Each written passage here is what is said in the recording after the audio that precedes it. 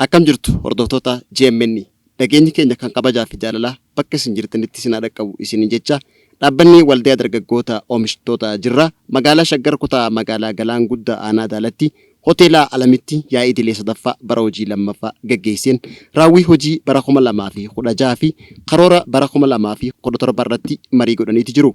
Dhaabbanni waldaa oomishtoota jirraa erga hundaa'eeti waggaa lammeessoo isaa kan lakkoofsisee fi waldaan oomishtoota jirraa yaa'ii idilee sadeessoo bara hojii lammeessoo isaa kanaanis gaafa qaammee 2016 bakka itti aanaan pirezidaantii dhaabbatichaa obbo Caalaa Lamuu fi hojii gaggeessaa olaanaan dargaggoo Dachaasaa Dagaagaa argamanitti gabaasni hojii kan bara 2016 fi karoora hojii bara 2017 irratti mariin gaggeeffameeti jira. Yaa'ii idilee kanaanis bakka hooggantootaa fi miseensonni dhaabbatichaa argamanitti bifa oowwaa ta'een kan gaggeeffamee jiruu fi dhaabbanni waldaa dargaggoota jirraa erga hundaa'eeti kaasee sosochii dinagdee guddaa kan godhaa ture yoo ta'u waldaan dargaggoota jirraa dargaggoota humna oomishaa gochuu fi carraa hojii dargaggootaaf uumuuf kan hundaa'ee fi hundeeffama isaa waggaa lamaa keessatti oomishaawwan adda addaa kan dhiyeesse yoo ta'u dhiyeessa oomishtoota isaa kanaanis oomishaawwan midhaan nyaataa zayitaa fi sukkara akkasumas daakuu midhaan nyaataatii fi buna dhiyeessuudhaan gurguraa kan jiru ta'uu isaati. Hanga ammaatti waldaan dargaggoota jirraa dargaggoo 100 lakkaa'amaniif carraa hojii kan uumee fi bara 2017tti ammoo oomishtoota isaa godinaalee Oromiyaa jiran irratti babal'isuudhaan dargaggoota 5,000 oliif carraa hojii uumuuf kan karoorfate ta'ullee gabaasa isaanii kana keessatti kaasaniiti jiru. Yaa'iin dargaggoota kanaatis eebba abbootii gadaatiin kan saaqame waggaa ta'u. Ayyee isinan eebbisaa naaf oolchaa. Ammallee naaf oolchaa. Offoltii sadii naaf oolchaa. Ayyee waaqa uumamaa gurraacha garaan garbaalee immoo garaa taliilaa abbaa dhugaaf jaalalaa waaqa Oromoo humte waaqa Oromticha humte. Kan nagaan nu bulchite nagaan nu oolche. Kan nagaan nu oolchite nagaan nu bulche. Hamaan gargar nu oolche. Gaarii wajjin nu oolche. Ayyee mee dargaggeessi kuni waldaa kana hundeessee bakka tokko geenyee yaada akka addunyaatti dorgomnee yaada nama akka addunyaatti dorgomu nu haa taasisu. Abbaa biyyaa nu haa taasisu. Biyya keenya irratti nama aangoo qabaatu nu haa taasisu. Nama dinagdee qabaatu nu haa taasisu. Ayyee kanumaan jedha Rabbi taabutu. Nan eebbisaa naaf oolchaa. Naaf oolchaa. Offaltii sadii naaf oolchaa. Nagaan bulle nagaan nu haa oolchu. Nagaan olle nagaan nu haa bulchu. Hamaan gargar nu haa oolchu. Walii galtee nu haa kennu. Walii galee nu haa tolu. Afaan keenya tokko haa godhu. Biyya keenya biyya nagaa nu haa godhu. Dargaggeessa keenya dargaggeessa hojjetee jiraatu nu haa godhu. Walitti dhufee rakkoo walitti matee rakkoo waliin furatu nu haa godhu. Waaqni tokkummaa nu haa kennu. Tokkummaa keenya keessa nu haa jiraatu. Waliin nu haa bulchu. Nagaa nagaan ta'a. Ayyee nan eebbisaa naaf oolchaa. Ayyee nan eebbisaa naaf oolchaa. Ayyee waaqni nagaan nu bulche nagaan nu ala ollaa keessaa tokko nu haa taasisu. Dargaggeessi bu'aa bayii hedduu keessa darbee sadarkaa kanarra ga'uu waa guddaadha. Ammallee fuuldura keenya fiixan nu haa baasu. Ayyee kanumaan jedha jaaf qalbiirra nama. Saganticha irrattis itti aanaan pirezidaantii dhaabbatichaa obbo Caalaa Lamuu haasawa baga nagaan dhuftanii taasiseeti jira. Hojii gaggeessaa olaanaa dargaggoo Dachaasaa Dagaagaa fi miseensota boordii hunda akkasuma miseensota waldaa jirraa Giroowars hunda baga nagaan dhuftan anaa dhufu jechuun jaaladha.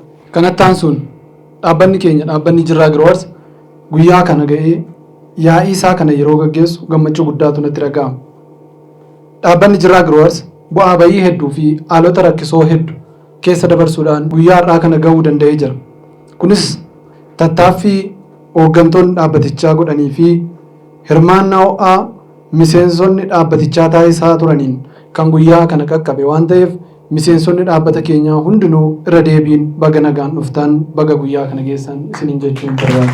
Egaa akkuma jireenyi ilma namaa suuta suutaan yookiin adeemsaan ol jedhee miila lamaan dhaabbatu adeemsa eegaluu fi jireenya isaa guyyaa guyyaa gaggeessuu eegalu dhaabbanni keessan dhaabbanni jirraa Giroowars yeroo kanatti miila lamaan dhaabbatee sochii isa madaalu gochuuf qophii guddaa irratti kan argamu waan ta'eef isinis deeggarsa keessan akkuma kanaan duraa osoo of hin qusatiin osoo duubatti hin jedhiin halkanii fi guyyaa osoo hin jedhiin waan barbaachisu hundaan bira dhaabbachaa turtan ammas deeggarsa walirraa hin cinne kana akka gootan gamanumaan waamicha koo isiniif dhiyeessuun barbaada. Jirraan miila lamaan gadi dhaabbate haa jennu malee saffisa isa madaaluun socho'aa akka hin jirre fi bakka ga'uu qabu akka isa madaalutti kan hin geenye ta'uu hubattanii saffisa barbaachisuu fi saffisa barbaachisuun akka deemu fi waan isarraa eegamu gama kamiin akka baatu gama keessaniin waan isinirraa eegamu hubattanii hundaa gamanumaan akka baatan isin yaadachiisuun barbaada.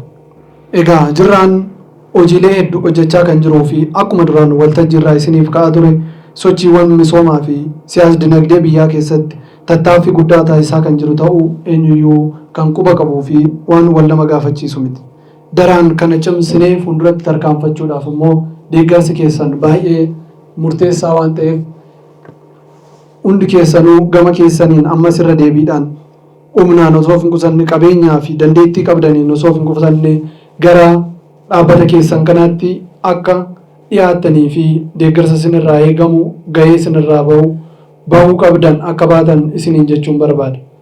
Jirraan gama siyaasaa ijaarsa biyyaa keessatti gaheen inni bahachaa jiruu fi warraaqsi inni gochaa jiru salphaa kan hin taane ta'uu isaa hubachuudhaan qaamoleen mootummaa deeggarsa barbaachisaa nuuf taasisaa jiranii fi hanga yoonaa nuuf taasisaa jirtan hunduu maqaa koo fi maqaa dhaabbata Jirraa Giroorsiin galatoomaa isiniin jechuun barbaada. Egaa dhaabbanni keenya dhaabbanni Jirraa Giroorsi hojiilee akka rabsaa midhaanii akkasumallee dargaggoota hojii dhabanii karaarra socho'aniif hojii uumuudhaan dunkaana kophee itti qulqulleeffamu oomishuudhaan hojii keessatti kan argamu yoo ta'u kunis fakkeenyummaa gaariin akka dhaabbata keenyarraa fudhatamuu fi akkuma amma argaa jirtan fakkeenyummaa gaarii ta'ee kutaalee magaalaa Shaggar keessa iddoo adda addaatti babal'achaa kan jiru ta'uu isaa hubattanii dhaabbanni keessan dhaabbanni Jirraa Giroorsi hojiiwwan boonsaa hojjechaa kan jiru ta'uu isaa gamanumaan akka hubattan isiniin jechuun barbaada. Nuti dhaabbanni Jirraa Giroorsi kanaan dura irraa qabee hanga yoonaatti hojiilee fakkeenyummaa gaarii qaban dargaggootaaf gara nageenyaatti deebisuu dargaggoota hojii misoomaatti deebisuu keessatti gaheen inni bahe gahee salphaa osoo hin taane gahee leencaati gahee guddaa taphatee jira. Ammas gara fuulduraatti dhaabbanni kun isin waliin wal taanee gahee leencaa taphachuudhaaf qophii keessa waan jirruuf ammas gamanumaan qalbiin keessan dhaabbata keessan waliin haa ta'u isiniin jechuun barbaada. Dhumarratti irra deebiidhaan hundi keessanuu kan naa galateeffattan akkan barbaadu hooggantoota kutaa magaalaa Galaan Guddaa fi aanaa Daalatti irra jiran hunduu waan barbaachisuun nu deeggaraa iddoo hojiis ta'ee bakka hojii nageenya iddoo nu barbaachisutti haala nageenyaatiin wantoota hundaan nu bira dhaabata waan jiraniif galatoomaa jechuun hin barbaada. Isinillee yeroo tokko naaf galateeffadha. Kanumaan jedhaa sagantaan keenyaafan gamanumaan itti fufuu ulfaadha. Yaa'ii kanarrattis gabaasni hojii bara 2016 dhiyaateeti jira. Hojii bara 2016 yoo ta'u isaanis akka armaan gadiitti kan dhiyaatan ta'uu jechaadha. Bara kana keessa dhaabbatichi hojiiwwan garaagaraa hojjechaa turee jira. Hojiiwwan dhaabbatichi hojjete keessaa tokko lamaan amma kan laallu ta'a jechaadha. Isaanis raabsa midhaan nyaataa. Raabsa midhaan nyaataa yoo ilaalle hojiin kun bara 2016 keessa kan eegale yoo ta'u kanaanis akkuma bara kanas akkuma itti fufetti kan jirudha jechaadha. Hojiin kun baajata qarshii 400,000 fi 17,000 walitti fufinsaan hojjetamaa kan jirudha. Midhaan nyaataa bara kana keessa marsaa 6 walitti fufinsaan dhufee gurguramaa kan jirudha. Kanarraas bu'aan qarshii 100,000 fi 68,100 fi 80 argamee jira jechuudha.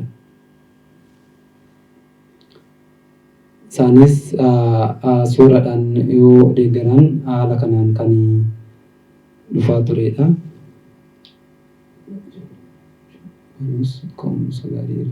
Kun raajitee bu'aan amma argame kun gahaadha yookiin quubsadha jennee fudhachuu baannus bu'aan kun ka'umsa gaarii irra akka jiru ifaadha.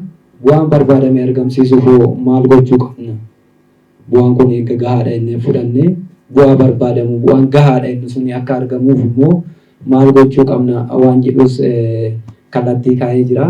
Isaanis raabsa xixiqqoo fi qinxaaboo gurguruu irraa gara alergiitti guddisuun barbaachisaa akka ta'e hubannee jirra. Kana malees baabura midhaan nyaataa daaku iddoo sanatti dhaabbachuun barbaachisaa akka ta'e hubannee jira. Rakkoo dhiyeessii furuu fi ciminaan hojjechuu gaafata. Rakkoo haala nageenyaan wal qabatuu fi kan kana fakkaatan mudatanii fi bu'aa bahii jiru hunda cabsanii bu'aa gaarii fiduuf ciminaan hojjechuu gaafata. Walumaa galatti bu'aan piroojeektii kana irraa argame qarshii 1,168 fi 180 yoo ta'u, bu'aan gahaan argamsiisuuf cichoominaan hojjechuu fi walitti hidhamiinsa gabaa irratti qindoomina gahaa kan gaafatudha. Lammaffaa irratti ilaallee daldala bunaa. Daldala bunaa irratti qarshii 300 fi 95,000 ramadamee kan eegale yoo ta'u, bara kana keessa marsaa 3f walitti fufiinsaan dhufee gurguramaa jira. Buna irraas bu'aan qarshii 97,000 argamee jira. Bu'aan buna irraa argame agarsiistuu gaarii fi rakkoolee armaan gaditti eeraman kana cichoominaan irratti hojjannaan piroojeektii bu'aa gaarii qabu ta'uu isaa hubannee jirra. Rakkooleen akka dhiyeessii dhabuu, baajanni gahaan irratti ramadamuu dhabuu, rakkoolee haala nageenyaa fi chaalenjiiwwan jiran hunda hubannoodhaan furuun bu'aa gahaa argamsiisuun akka danda'amu irra kaa'amee jira jechuudha. Raabsa kuduraa fi muduraa baajanni qarshii 400,000 fi 26,11 kan irratti ramadame ji'oota 4f walitti fufiinsaan hojjetamaa tureera. Piroojeektii kana irraa bu'aan qarshii waliigalaa bara kana keessa baajanni qarshiin 400,000 fi 2,400 kan irratti ramadame. Zayitii fi sukkaara walirratti ta'ee mudate suni kan kuduraa fi muduraati. Bara kana keessa qarshii 400,000 fi 2,400 irratti ramadamee hojjetamaa tureera. Bara kana keessa marsaa 16f walitti fufiinsaan dhufee gurguramaa jira. Kanaan wal qabatee boordiin dhaabbatichaa dippiloomaasii hojjechuudhaan mana iddoo daldalaa kanaaf ta'u kanfaltii irraa bilisa argamsiisee jira. Piroojeektii kana irratti gaheen boordiin taphate gahee leencati. Piroojeektii kana irraa bu'aan argame qarshii 261,000 fi 791 jechaadha. Akkaataa waliigalaatti piroojeektiin kun haala gaariidhaan deemaa kan jirudha. Dabalataan piroojeektii kophee qulqulleessuu yoo fudhanne piroojeektiin kophee qulqulleessuu kun piroojeektii kanaan wal qabatee qarshii 200,000 fi 33 fi birrii 75 irratti ramadamee bara kana keessa kan eegalee jirudha. Dukkaanni leestiroo 6 hojjetamanii kan xumuraman yoo ta'u, 6 keessaa 3 magaalaa Shaggar kutaa magaalaa Furii aanaa Gadaafaajjitti kan dhaabbatedha. 2 achuma kutaa magaalaa Furii aanaa Caffee Karaabutti kan dhaabbatee fi 1 immoo kutaa magaalaa Galaan Guddaa aanaa Daalattii keessatti dhaabbatee dargaggootaaf carraa hojii kan uumedha. Walumaa galatti dhaabbatichi dukkaana leestiroo 6 fi meeshaalee kophee qulqulleessuuf oolan hunda bitee fi dargaggoota 24 ta'an guutummaan guututti hojiitti galchee jira. Bu'aan waliigalaa qarshii 117,550 irraa argamee jira. Kana malees dhaabbatichi piroojeektii kana akka beeksisaatti itti fayyadamaa jira jechuudha. Gama kanaanis dhaabbatichi injifannoo boonsaa galmeessisee jira. Raabsa kuduraa fi muduraa baajanni qarshii 92,000 fi 111 irratti ramadamee hojjetamaa ture jechaadha. Irratti ramadamee ji'oota 4f walitti fufiinsaan hojjetamaa tureera. Piroojeektiin kun kana irraa bu'aan qarshii 36,900 fi 11 irraa argamee jira. Bu'aan kun gahaa akka hin taane beekamaadha. Sababni bu'aan barbaadamu argamuu dadhabeef iddoo sirrii argamuu dhabuusaa dhiibbaa karaa waajjira daldalaatiin nurraa ga'anii fi kan kana fakkaatanidha. Isaan iddoon raabsa daldalaa kuduraa muduraa keenya kana fakkaata ture. Itti aansuudhaan raabsa daakuu zayitaa fi sukkaaraati. Karaa kanaan baajanni qarshii 400,000 fi 2,400 irratti ramadamee hojii eegalee jira. Marsaa 16f walitti fufiinsaan dhufee gurguramaa kan jirudha. Kanaan wal qabatee boordiin dhaabbatichaa dippiloomaasii hojjechuudhaan mana iddoo daldala kanaaf ta'u kaffaltii irraa bilisa argamsiisee jira. Piroojeektii kana irratti gaheen boordiin gahee leencati yoon jedhee waan haalamu miti. Piroojeektii kana irratti bu'aan qarshii 261,061 fi 791 argamee jira. Akkaataa waliigalaatti piroojeektiin kun haala gaariidhaan deemaa kan jirudha. Iddoon daldala piroojeektii kana haala kana fakkaata. Dabalee inni shanaffaan piroojeektii qulqulleessii kophee yookaan kophee qulqulleessuuti. Piroojeektii kanaan wal qabatee baajanni qarshiin 200,000 fi 33,000 fi qarshiin 75 irratti ramadamee bara 2016 keessa kan eegaledha. Dukkaana leestiroo 6 hojjetamanii kan xumuraman yoo ta'u 6 keessaa 3 magaala Shaggar kutaa magaalaa Furii aanaa Gadaafajitti kan dhaabbatedha. 2 achuma kutaa magaalaa Furii aanaa Caffee Karaabutti kan dhaabbatee fi tokko immoo kutaa magaalaa Galaan Guddaa aanaa Daalattitti dhaabbatichi dhaabuudhaan dargaggootaaf carraa hojii uumee jira. Iddoon kophee qulqulleessuu kunis isa kana fakkaata jechaadha. Walumaa galatti dhaabbatichi dukkaana leestiroo 6 fi meeshaalee kophee qulqulleessuuf oolan hunda bitee fi dargaggoota 24 ta'an guutummaatti hojiitti galchee jira. Bu'aa waliigalaa qarshii 100,000 fi 17,550 irraa argamee jira. Kana malees dhaabbatichi piroojeektii kana akka beeksisaatti itti fayyadamaa jira. Gama kanaan dhaabbatichi injifannoo boonsaa galmeessisee jira. Piroojeektiin kun piroojeektii buna jirraa yookaan jirraa koffeetii jechaadha Jaappaan. Piroojeektiin kun karoora fi dadhabbii baay'ee booda hojiitti hiikkatedha. Baajanni qarshii miliyoona 1 fi 11,000 irratti ramadamee hojii kan eegaledha. Piroojeektiin buna jirraa bara kana keessa ji'a tokkoon dura kan eegaledha. Piroojeektiin kun hojiitti hiikuuf namoonni nuffii tokko malee aarsaa hedduu kaffalaa turtan galanni isiniif mala. Asumaan galatoomaa isiniin jechuun barbaada. Piroojeektiin kun amma hojjetaa 6 gita hojii garaagaraa irratti dhuunfaadhaan kan qabuu fi haala gaariidhaan deemaa kan jirudha. Dhaabbanni keenya piroojeektii kana qofa irratti mindaa ji'aan hojjettoota isaaf kaffalu qarshii 24,500 fi baasii waliigalaa qarshii 44,500 ji'aan baasii godha. Kana malees manni buna jirraa haala gaariidhaan diizaayin ta'ee waan bocamee fi iddoo boqonnaa namootaa fi madda galii dhaabbataa akka ta'u agarsiistuu hedduun ni jiru. Kanaafuu bunni jirraa qabiinsa gaarii irra waan jiruuf bu'aa gahaa akka argamsiisu wal nama hin gaafachiisu. Inni torbaffaan hojiiwwan dhaabbatichaa adda addaa gama sheerii gurguruun hojjetaman yoo ilaallu hojiiwwan sheeriidhaan wal qabatan ilaalchisee lakka herreegaa sheerii baankii 8 irratti oonlaayin ta'ee jira. Miseensonni dhaabbatichaa 160 ta'an sheerii yookaan aksiyoona dhaabbatichaa irraa bitachuun abbootii aksiyoonaa ta'anii jiru. Miseensonni keenyas warroonni abbootii aksiyoonaa taatan baga gammaddan jechuun barbaada. Gara fuulduraattis sheerii akka gurgurtanii fi dabaltanii akka bitattan asumaan isin beeksisuun barbaada. Gama kanaanis miseensonni dhaabbatichaa waan boonsaa fi abdii namatti tolu hojjetanii jiru. Hojiilee gama investimentiitiin dhaabbanni keenya maalirra jira jennee yoo ilaallu gama investimentiitiin yoo ilaalle proposaalii garaagaraa hojjechiisuun dhaabbatichi sochii hedduu gochaa turee jira. Akka fakkeenyatti yoo fudhanne proposaala hojjechiisuudhaan Baalee irratti giddugala gabaa gaafannee jirra. Kanaas calallii marsaa 2 darbinee boordii investimentii irraa deebii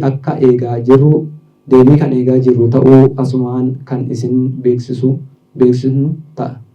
Kanaafuu dhaabbatichi proposaala qarshii 30,000 hojjechiisee qarshii miliyoona 50 piroojeektii kana akka xumuru gaafatee jira. Kun biiroo investimentii Oromiyaa irraa kan deebii nuuf deebi'edha jechaadha. Calallii marsaa jalqabaa asirratti darbinee calallii marsaa lammaffaas guyyaa isaan nu beellaman kanatti geenyee marsaa lammaffaallee darbinee deebii kan eegaa jirrudha jechaadha qaama dhimma ilaallatudha. Akkaataa maallaqa kana maallaqa miliyoona 50,000 waan kana gaafanne akkaataa maallaqa kana itti argachuu dandeenyus maallaqa kana itti argamuu danda'us dhaabbatichi bifa kanaan kaa'ee jira jechaadha.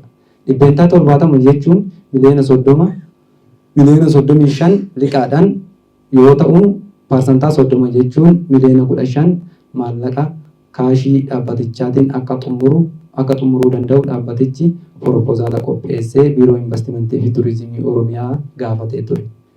Kanuma irratti hundaa'uun biirichis gaafii keenya fudhatee marsaa 2 erga calalee booda gara qaama dhimmi isaa ilaallatutti nu dabarsee jira.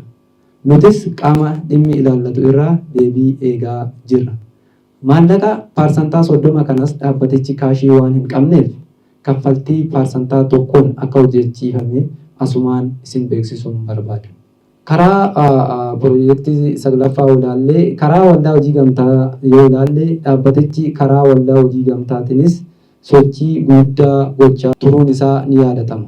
Gama kanaanis dhaabbatichi eeyyama waldaa hojii gamtaa irraa fudhachuuf sochii hedduu godhaa turee jira. Gamanaanis injifannoon boonsan argamaa akka jiru agarsiistuuwwan hedduun ni jiru. Amma gara baasii galii qabeenya dhaabbataatti dhufne waan ta'eef seeraan akka na caqastan isiniin jedha. Baasiin dhaabbataa bara 2016 maali? Maal baasee beekuu qabdu waan ta'eef namni beela'ee rakkateeti kan waan kana kaffalu beekuu qabdu. Baasiin dhaabbataa maalitti ba'a? Ispeesifikaalii beekamuu qaba jechuudha. Dhaabbanni keenya bara kana baasiiwwan kana godhee jechuudha.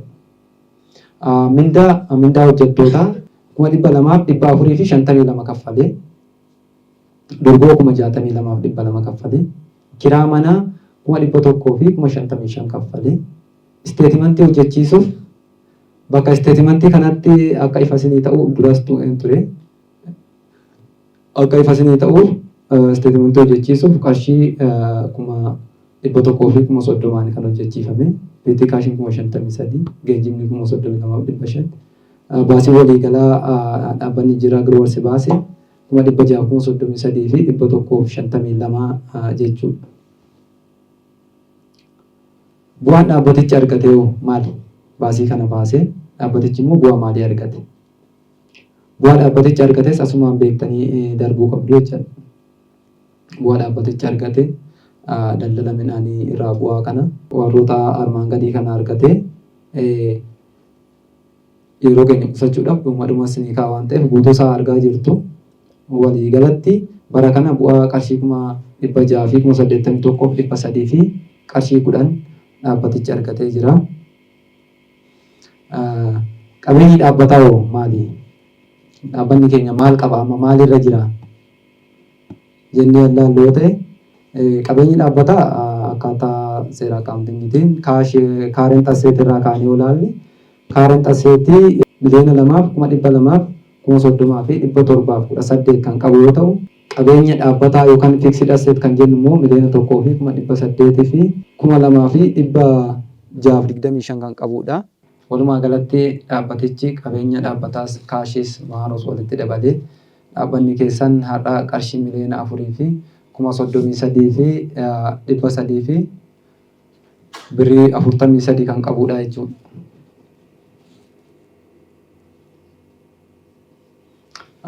Gama liqaatiin yoo ilaalle liqaa dhaabbatarra jiru yoo ilaalle akkuma dispilee irraa isinitti mul'atu dhaabbanni keenya liqaa fi idaa takkarree ofirraa kan hin qabnee fi boosidhuma miseensonni buufatanii fi sheerii miseensonni keenya bitataniin kan hundaa'e ta'uu asumaan isin beeksisuun barbaada.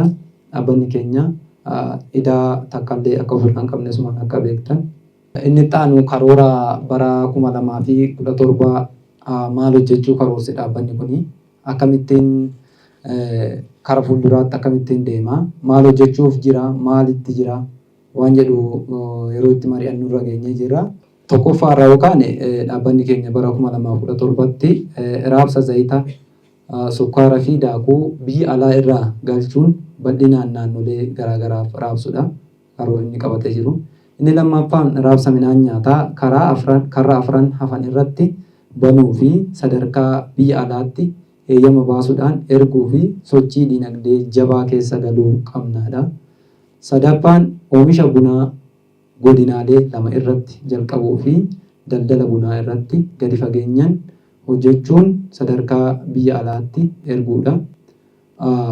Afraffaan buna jirraa yookaan jirraa kooffii bara 2017 keessa yoo xiqqaate kutaalee magaalaa Shaggar 11 hafan irratti banuudha. Inni shanaffaan oomisha biddeenii fi raabsa isaa sadarkaa magaalaa Shaggarii fi Finfinneetti oomishuu fi raabsuudha. Piroojeektii kophee qulqulleessuutiin magaalaa Shaggarii keessatti dargaggoota 4,880 carraa hojii uumuu fi galii dhaabbatichaa guddisuudha. Torbaffaan kuduraa fi muduraa jalqabamee adda cite bifa haaraa eegaluudhaan. Saddeettaffaan investimentii iddoo garaagaraatti gaafachuu fi kan gaafatamee milkaa'e hojiitti hiikuun xumuruudha. Saglaffaan haala lafa mana jireenyaa magaalaa Shaggar kutaa magaalaa Furii fi kutaa magaalaa Galaan Guddaa irratti akkaataa argamuu danda'uun qaama dhimmi isaa ilaallatu waliin miseensa ulaagaa guuteef haala mijeessuun kan itti deemamu ta'a. Kurnaffaan mana barnootaa afaan Oromoo oolmaa daa'immanii irraa kaasee hanga qophaa'inaatitti ijaaruu ta'a jechuudha. Haalli kanaan itti deemu ta'a. Gabaasni keenya asirratti xumura. Egaan hordoftootaa fi daawwattoota GMN qophiin yaa'ii waldaa oomishtoota jirraa sababeeffachuun qopheessine kan hangammaatti hordofaa turtanii. Qophicha qopheessee kan isin biraan ga'e Adii Lammisreeti. Qophiilee GMN hafan wajjin turtii gaarii isiniin jenna.